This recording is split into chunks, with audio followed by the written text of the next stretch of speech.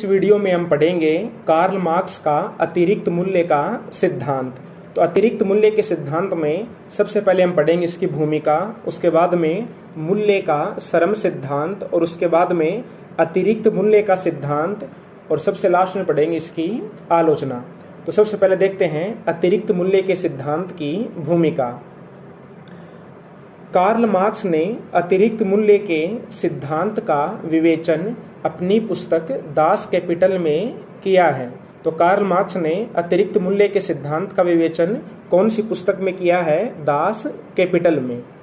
Marks का उद्देश्य पूंजीवाद का अंत करना था और पूंजीवाद का अंत करने के उपाय बताने से पहले उसके द्वारा पूंजीवादी व्यवस्था का विशुद्ध अध्ययन किया गया है। तो मार्क्स का उद्देश्य क्या था?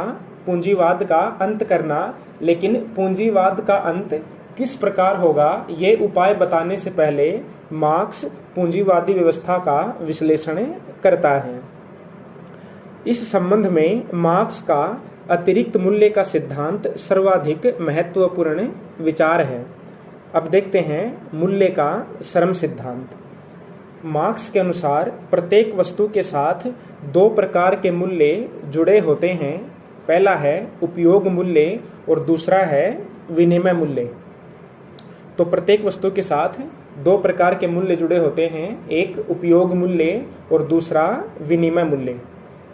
एक वस्तु का उपयोग मूल्य इस बात से निर्धारित होता है कि उसके द्वारा किस प्रकार की आवश्यकता की पूर्ति की जाती है। जैसे प्यासे व्यक्ति के लिए पानी का बहुत अधिक उपयोग मूल्य है और जो व्यक्ति प्यासा नहीं है उसके लिए पानी का कोई उपयोग मूल्य नहीं है।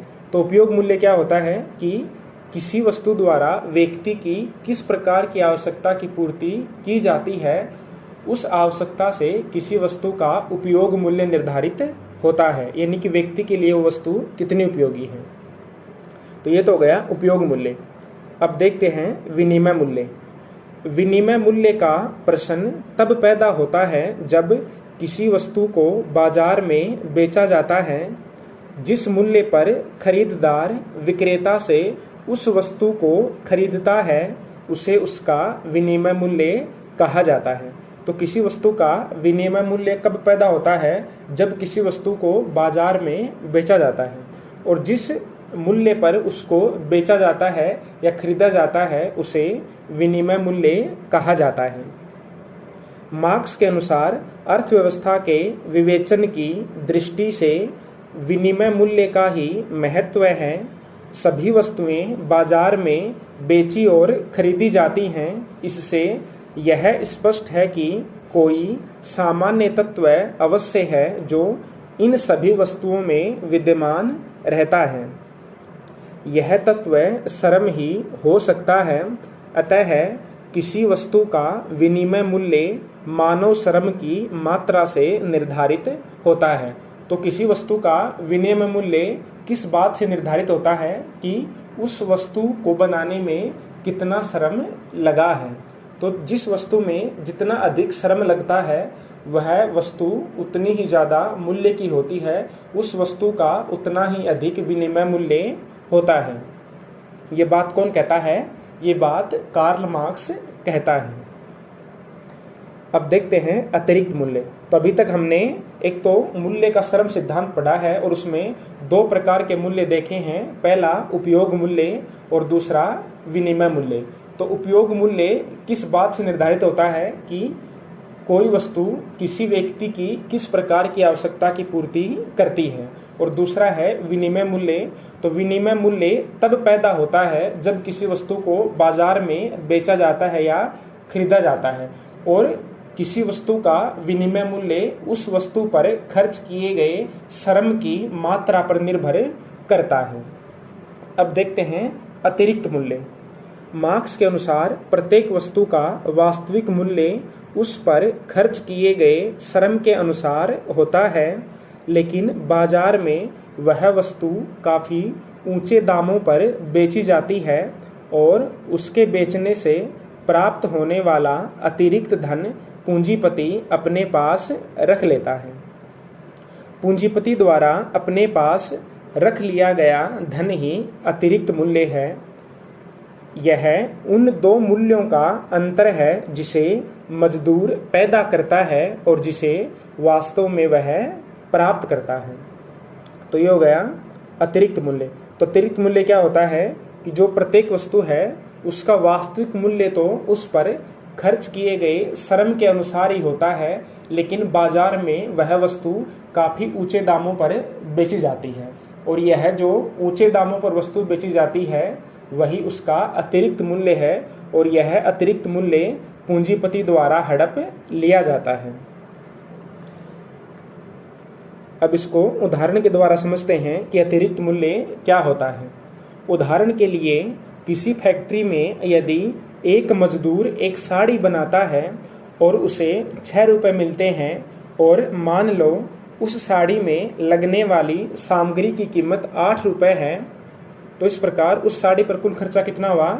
8 रुपये और 6 रुपये उसकी मजदूरी हो गई, तो टोटल खर्चा 14 रुपये हुआ। यानी कि एक साड़ी को बनाने में टोटल खर्च आता है 14 रुपये, लेकिन वह साड़ी बाजार में 20 रुपये में बेची जाती है। इस प्रकार लागत मूल्य 14 रुपये निकाल देने के बाद 6 रुपये ऐसा अतिरिक्त मूल्य है जिसे पूंजीपति बिना परिश्रम किए ही प्राप्त कर लेता है। अब आगे देखते हैं। मार्क्स का मानना है कि यह अतिरिक्त मूल्य श्रमिकों के श्रम का ही परिणाम होता है, अतः वह श्रमिक को ही प्राप्त होना चाहिए, लेकिन इसे पूंजीपतियों द्वारा हड़प लिया जाता है। पूंजीपतियों द्वारा इस प्रकार अतिरिक्त मूल्य का हड़प लिया जाना आधुनिक पूंजीवादी व्यवस्था का सबसे बड़ा अन्याय है।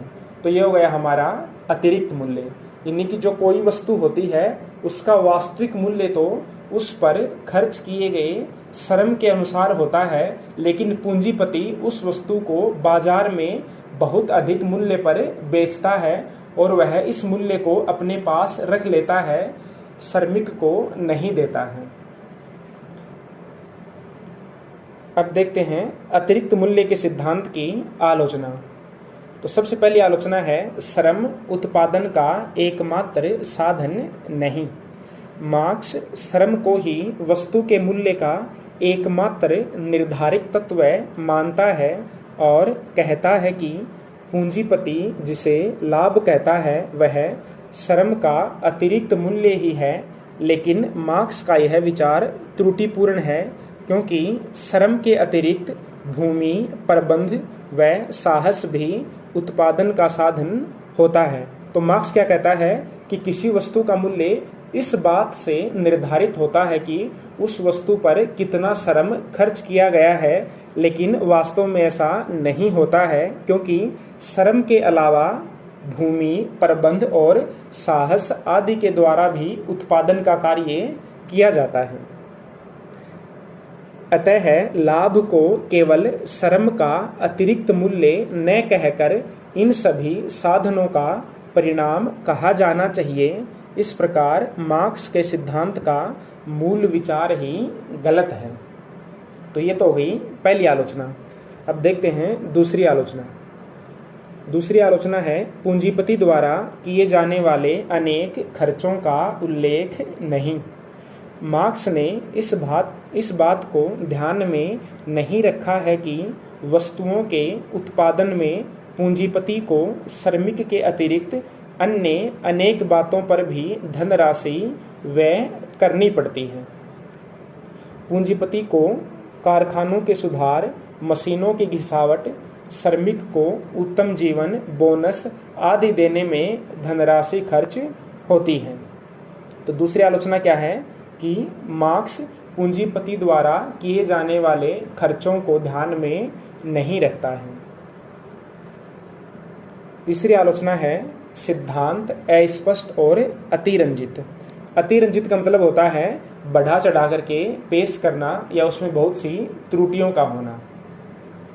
मार्क्स के अतिरिक्त मूल्य के सिद्धांत का एक बड़ा दोष यह है कि वह इसमें मूल्य और दाम आदि शब्दों का प्रयोग मनमाने और अतिरंजित तरीके से करता है। यानी मार्क्स कहीं पर अपने सिद्धांत में मूल्य शब्द का प्रयोग करता है और कहीं दाम शब्द का प्रयोग करता है, लेकिन वह इन दोनों को परिभाषित नहीं करता है। इसके अतिरिक्त मार्क्स ने पूंजीपति और मजदूर का जिस रूप में वर्णन किया है उससे वे वास्तविक जगत के नहीं बल्कि कल्पना लोक के प्राणी लगते हैं। यानी कि जो मार्क्स है वह पूंजीपति और मजदूर का वर्णन वास्तविक रूप से नहीं करता है, काल्पनिक रूप से करता है। मार्क्स मानता है कि पूंजीपति और श्रमिक में हमेशा संघर्ष चलता रहता है, जबकि यह बात सत्य नहीं है। पूंजीपति और श्रमिक में सहयोग भी पाया जाता है। मार्क्स की विचारधारा कितनी अतिरंजित है यह उसकी इस बात से स्पष्ट हो जाता है कि मजदूर दुगने या तिगुने कर दीजिए, मुनाफा भी स्वयं ही दुगना या तिगुना हो जाएगा। अब देखते हैं चौथी आलोचना। चौथी है मानसिक श्रम की उपेक्षा। मार्क्स ने केवल शारीरिक श्रम को ही श्रम माना है और मानसिक श्रम की उपेक्षा की है। वास्तव में तकनीकी ज्ञान, प्रबंधकता और व्यवसाय कुशलता वस्तुओं के निर्माण और तैयार वस्तुओं के लिए उपयुक्त बाजार ढूंढने में महत्वपूर्ण योगदान देते हैं। तो मार्क्स की चौथी आलोचना है कि मार्क्स केवल शारीरिक श्रम को ही महत्व देता है, मजदूरों के श्रम को ही महत्व देता है, वह मानसिक श्रम को महत्व नहीं देता है। अब देखते हैं पांचवी आलोचना। पांचवी है सिद्धांत विरोधाभास युक्त। मार्क्स के इस सिद्धांत में अनेक विरोधाभास भी देखे जा सकते हैं।